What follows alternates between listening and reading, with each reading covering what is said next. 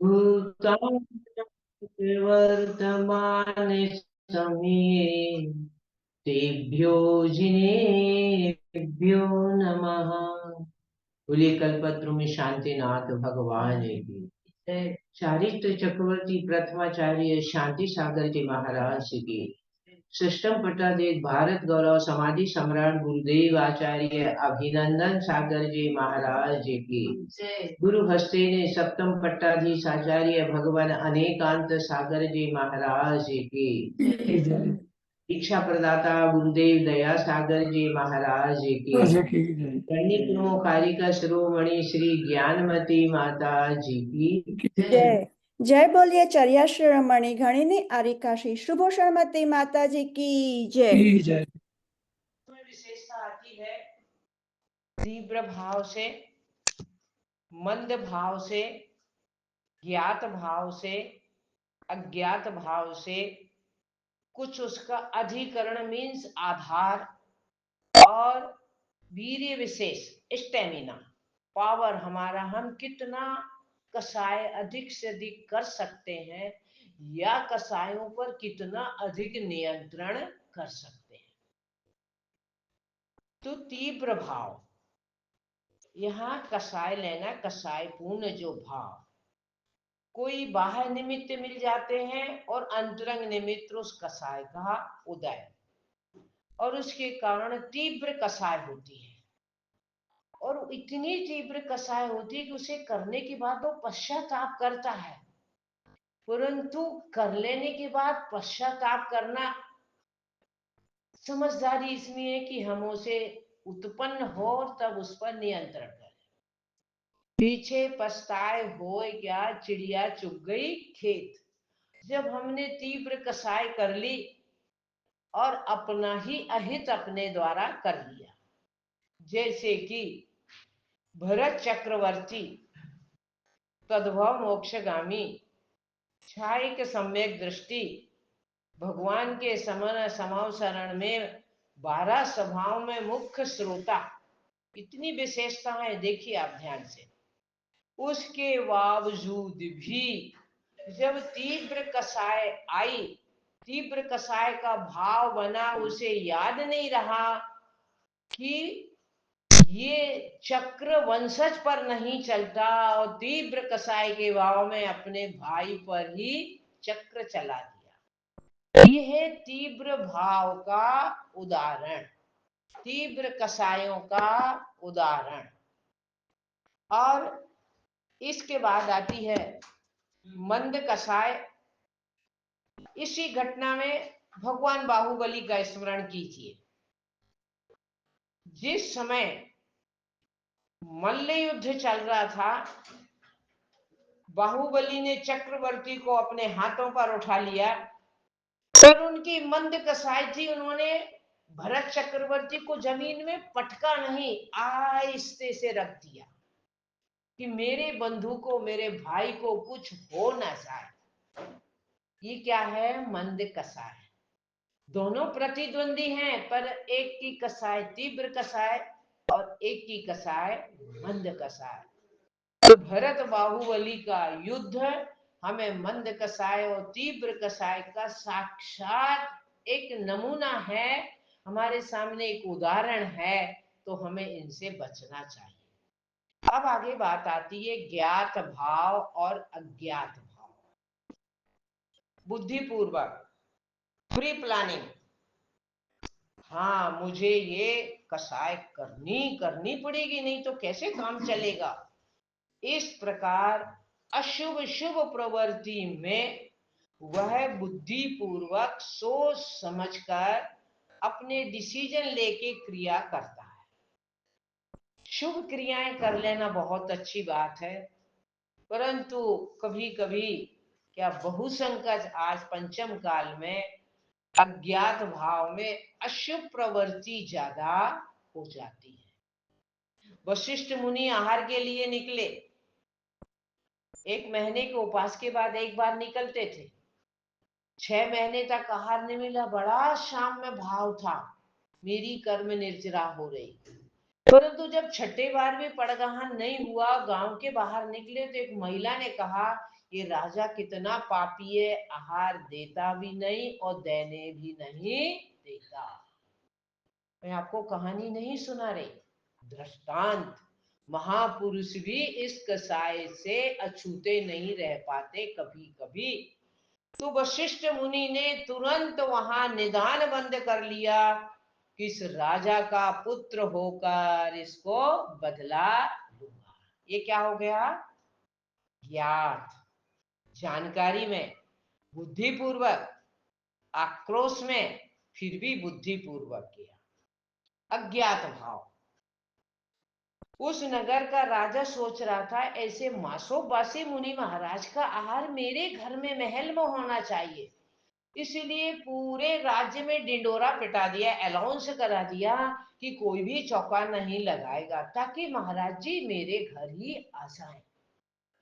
अब राजा जब महीने महीने के अंतराल से मुनि महाराज आहार में आए, कुछ न कुछ व्यस्तता, राज्य में आग लग गई, हाथी नाराज हो गया, कभी रानी नाराज हो गई। इस प्रकार में वह एक बार भी महाराज का पड़गाहन नहीं कर पाया।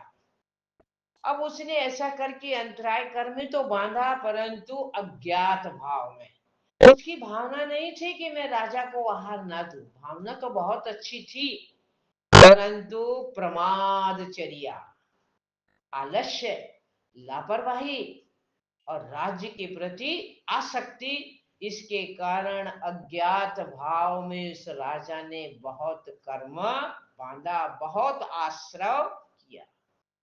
अभी तीसरा पक्ष है अधिकरण, आधार। आधार जीव भी हो सकता है और अजीव भी हो सकता है। जीव, इस विषय में राजवार्तिक में आचार्य भगवान ने बड़ी सुंदर विवेचना की है कि जीव 10 कारण बताए। तो 3 कारण तो जीव है, मन, वचन और काय। मन, वचन और काय। और उसमें जैसे कि क्षार है, लवण है, शस्त्र है, इनके द्वारा युद्ध हो जाता है। जैसे कि कौरव पांडव का युद्ध अजीवाधिकरण था, धन के लिए युद्ध था। और जीवाधिकरण राम रावण का युद्ध जीव सीता के लिए युद्ध था। इस प्रकार आश्रव के कारण है। एक सीता, राम सोच रहे थे मेरी वापस आ जाए, रावण सोच रहा था मुझे मिल जाए। एक जीव के निमित्त से दोनों ने आश्रव किया। अब अंतिम में बचता है वीर्य विशेष, स्टेमिना। हमारी कितनी शक्ति है, कितनी शक्ति है अपने संयम का, अपने बल का दुरुपयोग करना और सदुपयोग करना। एक तपस्या आदि कर लेना, वो शुभ आश्रव का कारण बनेगा। और अपनी शक्ति का, अपने वज्र विषाद नहरा सेना आदि का दुरुपयोग करना, जैसे कि अभी आपने सत्य धर्म में पढ़ा होगा, पूजन में तो आता ही है कि राजा बसु कहाँ चला गया, कहाँ चला गया? 7वें नरक। क्योंकि उसने अपने पावर का दुरुपयोग किया, अपनी शक्ति का दुरुपयोग किया। ये मैंने आपको इसलिए बताया कि आदमी सोचता है, सामान्यतः मनुष्य इसी प्रकार सोचता है, ये जीव इसी प्रकार सोचता है कि मैं तो कुछ काम कर नहीं रहा, मेरा तो आश्रय हो नहीं रहा, परंतु इन इन निमित्त से विशेष विशेष आश्रय होता है। देख लीजिए आप, कमजोर आदमी जब वृद्ध अवस्था हो जाती है और पुत्र पुत्री से विचार विभिन्न होता है, तो लास्ट में बेचारा समर्पण कर देता है, भाई आपको जो करना है कीजिए, मेरे को तो कोई परेशानी नहीं। हीन सहनन होकर कमजोर हो गया तो उसे तीव्र कसाई करने की क्षमता भी नहीं। इस प्रकार ये आश्रव कि जिसके बारे में आप सुन रहे हैं, आश्रव के बारे में आप सुन रहे हैं, इस आश्रव की बड़ी विचित्रता है। आप कहेंगे किसी आगम में नहीं लिखा, लिखा है। आप कभी इतनी गहराई में जाकर अध्ययन नहीं कर पाते हैं, या ऐसा कोई निमित्त नहीं मिला। प्रत्यक्ष उदाहरण देख लीजिए, कोई आदमी गोरा है, कोई आदमी काला है, कोई आदमी ज्ञानी है, कोई व्यक्ति अज्ञानी है, कोई अमीर है, कोई गरीब है, कोई गृहस्थ है और कोई साधु है। इस प्रकार ये सब पूर्व में जो आश्रव किया है, उसी का फल वर्तमान में इस प्रकार का वैभिन्न रहता है। इस आश्रव के जो पूर्व में बांधा था, उसी का फल था कि सीता राजा की पुत्री, राजा की पुत्र वधू, राजा की पत्नी, फिर भी जंगल जंगल भटकना पड़ा। आप देखते हैं हाईवे पर लोडेड गाड़ी, ट्रक वगैरह को वजन करने के लिए एक कांटा होता है, उसका नाम रहता है धर्म कांटा। कितना भी वजन हो, 10 टन, 20 टन, 50 टन, वो वजन करता है। इसी प्रकार पाप पुण्य का, धर्म का कांटा है, वो सबका वजन कर देता है, राजा हो या रंक। एक स्वाभाविक, जब हम आश्रम के बारे में आप इतना सुनते हैं तो एक जिज्ञासा उत्पन्न होती है, और नहीं हुई तो होनी चाहिए, कि आश्रव कब होता है। आश्रव कब होता है? भोजन का समय है, बिजनेस का समय है, ऑफिस जाने का समय है, परंतु आश्रव निरंतर प्रत्येक क्रिया से होता है। कभी शुभ आश्रव होता है और कभी अशुभ आश्रव। तो आश्रव के बारे में जानकर आपको शुभ क्रिया, शुभ आश्रव की ओर मतलब सावधान होना चाहिए, उसमें अपना मन लगाना चाहिए। आपके घर में इलेक्ट्रिक मीटर लगा हो, अब इलेक्ट्रिक मीटर से फ्रिज भी चलता है, मिक्सी भी चलती है, पानी की मशीन, मोटर भी चलती है ना। इसी प्रकार आश्रव सभी क्रियाओं से, सभी अनेक साधनों से, अनेक परिणामों से होता है, निरंतर होता है, सुप्त अवस्था में, जागृत अवस्था में। इसीलिए कहते जब आप सोए तो एक बार कायोत्सर्ग करके कि शुभ भाव मेरे को रात्रि में किसी प्रकार का दिन का संस्कार स्वप्न में ना दिखे। इसीलिए आश्रव निरंतर होता है। ऐसा नहीं कोई टाइम विशेष में होता हो और बाकी टाइम आप निराश्रव हो जाएंगे। तो निराश्रव सिर्फ के सिद्ध भगवान और 14वें गुण स्थान वर्ती मुनि महाराज ही होते हैं। संसारी जीव एक इंद्रिय से लेकर पंचेंद्रिय तक चारों गति के जीव निरंतर आश्रव करते हैं। आप भी मनुष्य गति के जीव हैं, आपका भी निरंतर आश्रव है। तब क्या किया जाए? दो चीज है, शुभ आश्रव और अशुभ आश्रव। आश्रव को आप रोक नहीं सकते, परंतु आप अपना विषय बदल सकते हैं। अशुभ आश्रव से बचाएं और शुभ आश्रव में रखें। अब प्रश्न होता किनको होता? माता जी महाराज जी को शायद नहीं होता होगा, राजा महाराजाओं को नहीं होता, सांसद विधायक राष्ट्रपति मुख्यमंत्री को नहीं होता होगा, परंतु कर्म आश्रव की व्यवस्था में वीआईपी ट्रीटमेंट नाम की कोई चीज नहीं है।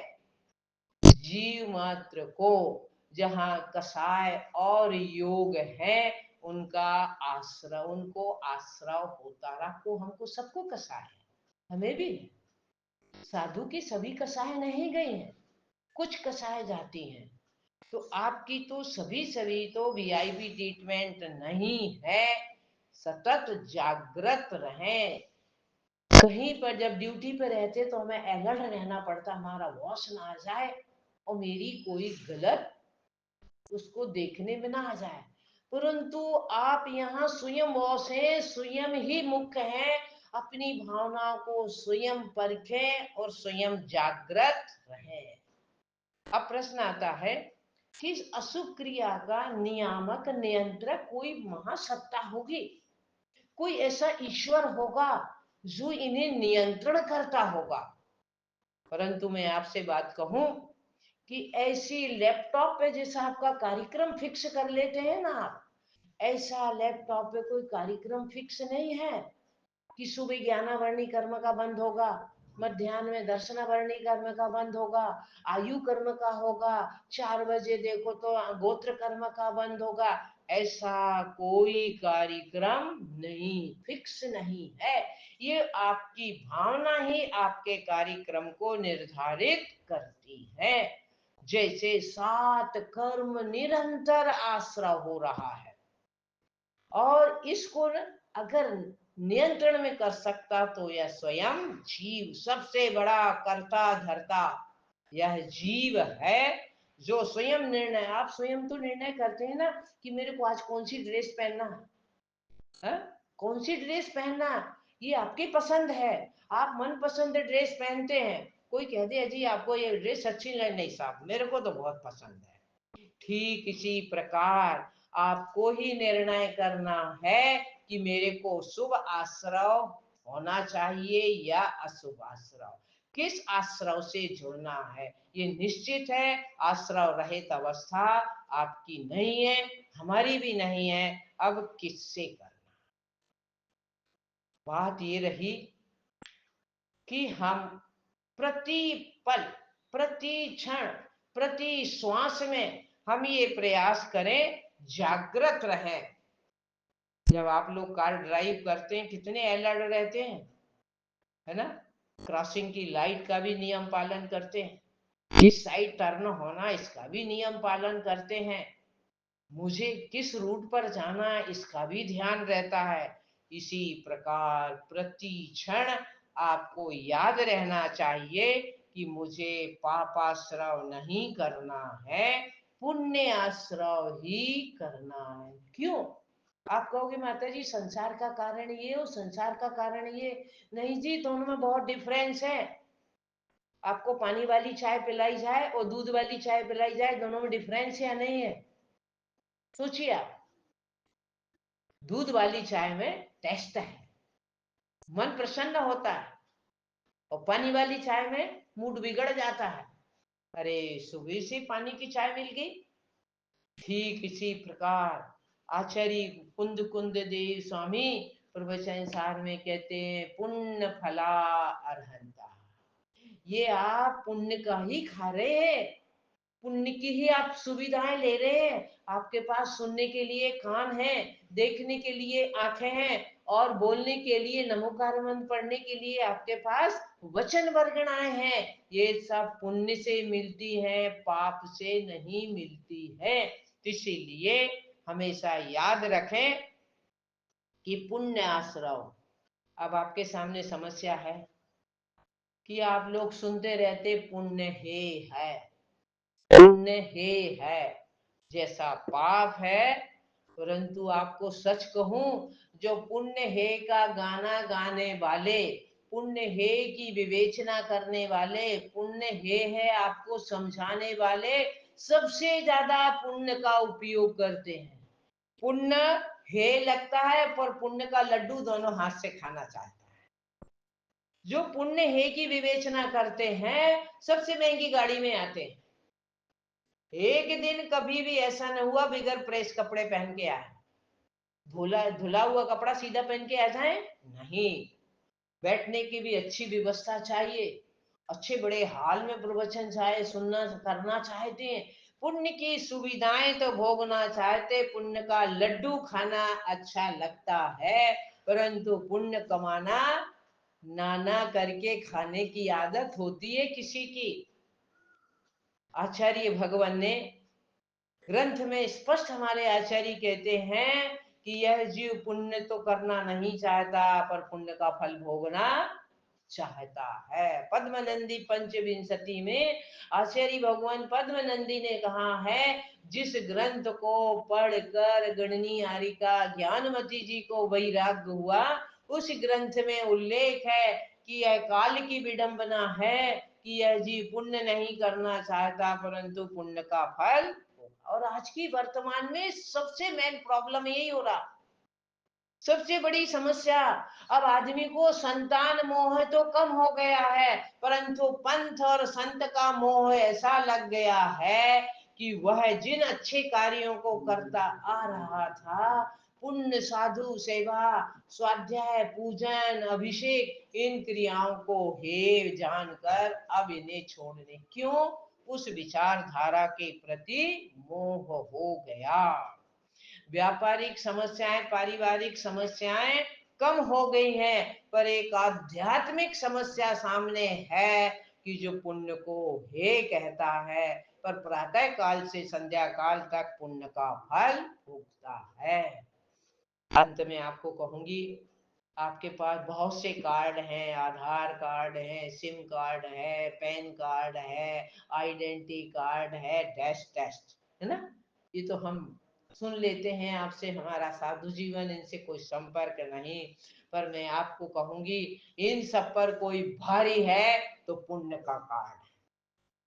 पुण्य का कार्ड, किसी ऑफिस के चक्कर नहीं लगाना इस कार्ड को बनवाने के लिए। आप सिर्फ संबंध जोड़िए देव, शास्त्र और गुरु से। पुण्य का कार्ड आपके पास है तो कोई भी ताकत आपको कष्ट में या पाप की क्रियाओं में नहीं लगा सकती। प्रति क्षण पुण्य आश्रव भी प्रति क्षण और पापाश्रव भी। यह जीव एक समय में सिद्धों के अनंत भाग और अभव्य जीवों से अनंत गुणे कर्म आकर्षित करता है। अब आपके हाथ में है कि गाड़ी रॉन्ग साइड चलाना या राइट साइड चलाना। आश्रव के विषय में इससे पहले भी मैंने आपको बताया, इन 2 दिनों में आश्रव के बारे में आपको बहुत सरल, है ना। नेहा जी हमेशा कहती, माता जी हमारे पास सब LKG UKG के हैं, प्राथमिक दशा है, हम बेस तैयार करना चाहते, बुनियाद तैयार करना चाहते, तो इस सरल भाषा में, सरल स्वरूप में, सरल भाषा के माध्यम से मैंने आपको सुनाया।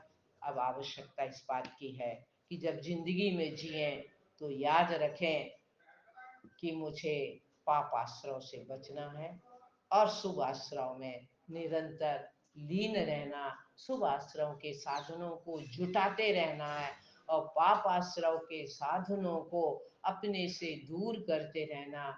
वह समय दूर नहीं है जब पुण्य फला अरहंता ऐसी अवस्था को प्राप्त हो। तो मैं आपको 7 तत्व के बारे में इसीलिए बता रही कि जब जब भी सम्यक दर्शन होगा, समीचीन श्रद्धा होगी, सच्ची श्रद्धा होगी, पहले 7 तत्वों का स्वरूप समझना आवश्यक है। तो आज आश्रव तत्व की विवेचना पूर्ण होती है। बोले कल्पद्रुम शांतिनाथ भगवान की जय। गुरुदेव आचार्य अनेकांत सागर जी महाराज की जय।